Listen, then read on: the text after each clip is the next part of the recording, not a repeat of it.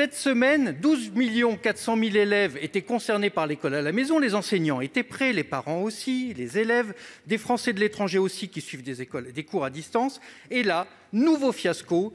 Le système du CNED ne fonctionne pas avec Ma classe à la maison, ENT Pronote.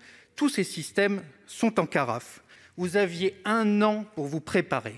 1 an de préparation. La réalité, c'est tout simplement, monsieur le ministre, que vous n'étiez pas prêt.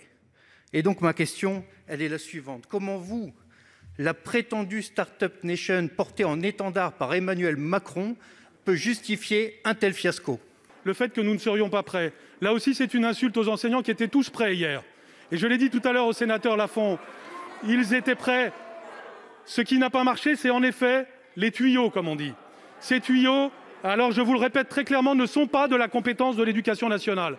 Ce sont les environnements du terrain. Mais c'est un fait, il faut le savoir. Si vous ne le savez pas, c'est un problème.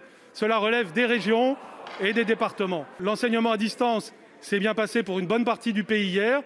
Sur toute une série de régions, ça n'a pas été le cas. C'est en train d'être réparé actuellement.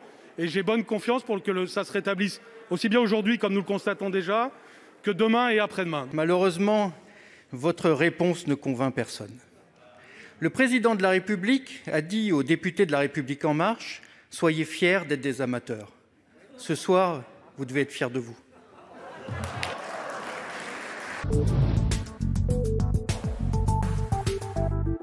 Les soutiens publics, les crédits de relance sont bien sûr nécessaires. L'annonce dimanche d'un abondement de 4 milliards d'aides pour Air France participe de cet effort public. Il serait cependant illusoire de penser qu'il suffit de milliards payés par les contribuables pour assurer un avenir durable de l'aérien. Celui-ci ne peut s'exonérer d'une transition qui réponde aux enjeux sociaux, économiques et climatiques. 400 000 emplois sont en jeu pour l'ensemble du secteur. On ne peut pas accepter le délitement et les suppressions programmées. Quelles actions fortes de l'État pour la sauvegarde des emplois et les reconversions? Quelle stratégie pour la décarbonation du secteur?